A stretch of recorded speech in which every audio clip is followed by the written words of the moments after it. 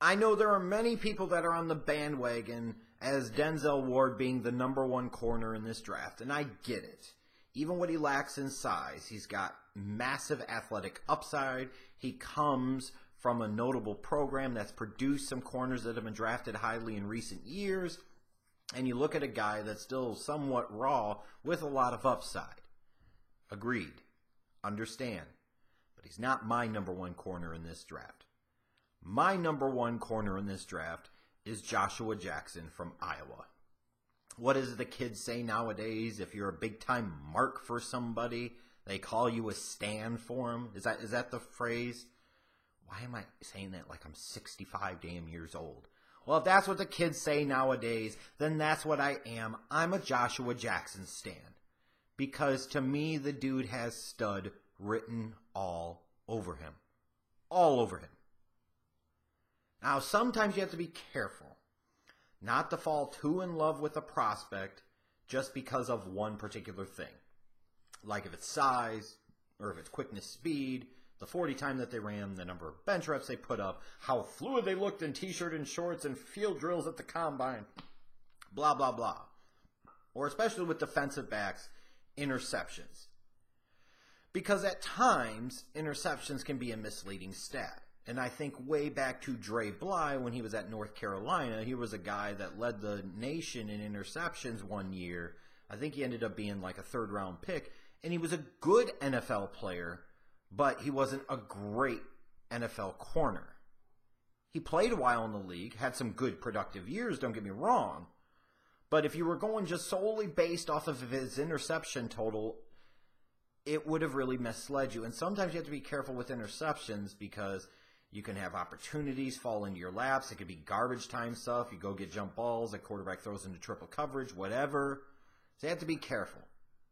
But I don't have to be careful with Josh Jackson. He has the best ball skills in this draft, period. Let me emphasize again.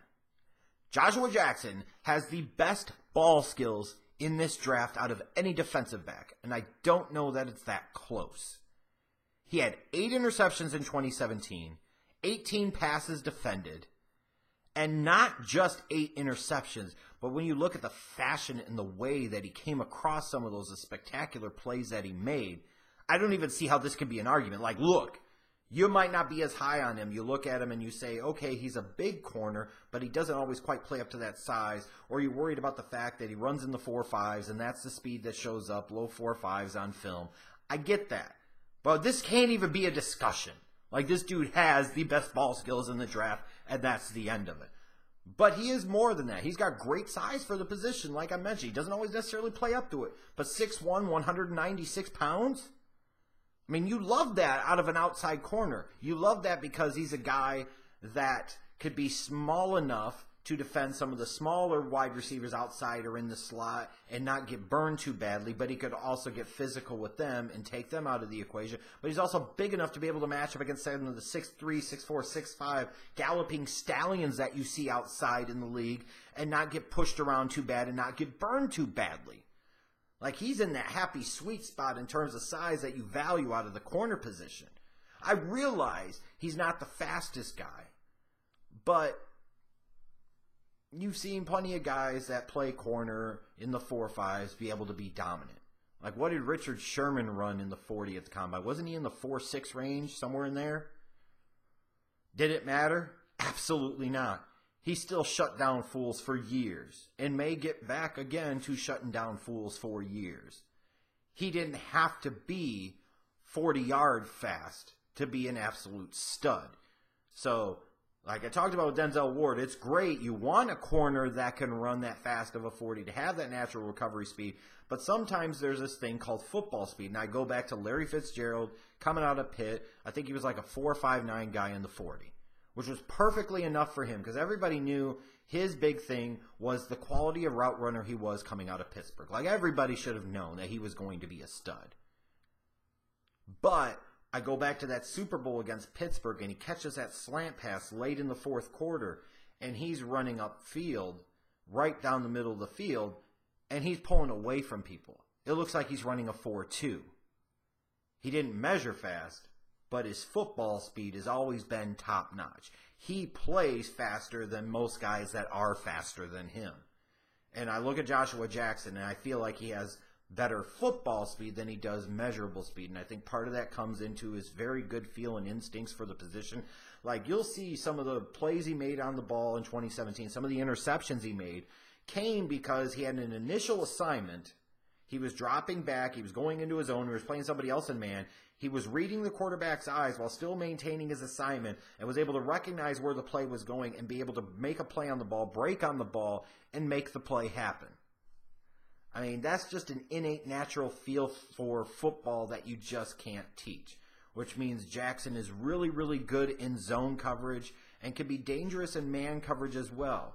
He's going to need just a little bit of work on his technique, and again, I would like to see him play a little bit stronger at times, but I feel like that's something that could come with time.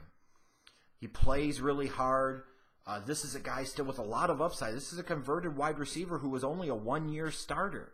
And I will also say this about Iowa. Over the years, they've put some good defensive backs in the league.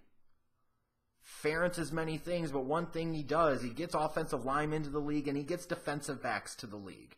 So he comes from a program with a good history and reputation. Even you go to last year's draft, Desmond King was criminally underdrafted in the fifth round. Do a remock and see where he ends up. Just saying. And he's got a ton of upside still because as a converted wide receiver, he's only still kind of learning the nuances of playing the corner position. So you can see with that size and limited exposure and experience at the position how much upside there is. The one real major concern I have about him is that he misses a lot of tackles in run support. He doesn't play that strong. He doesn't play that physical in run support. So he's not right now a very good asset there. In fact, you can call him a liability.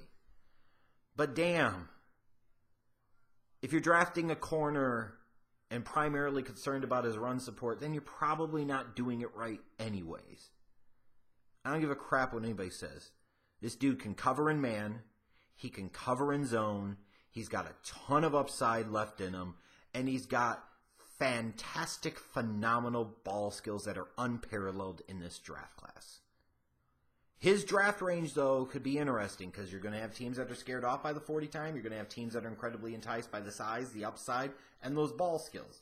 He could go anywhere in the high teens, like, starting like picks 13 on down. He could go all the way into the mid-20s. It's really hard for me to peg where he should go or where he's going to go. But I do know this. I am a Joshua Jackson stan. And I do believe he is the best corner in this draft. And I do believe in time that the team that drafts him in the first round will be incredibly happy with the decision they made over the next many years.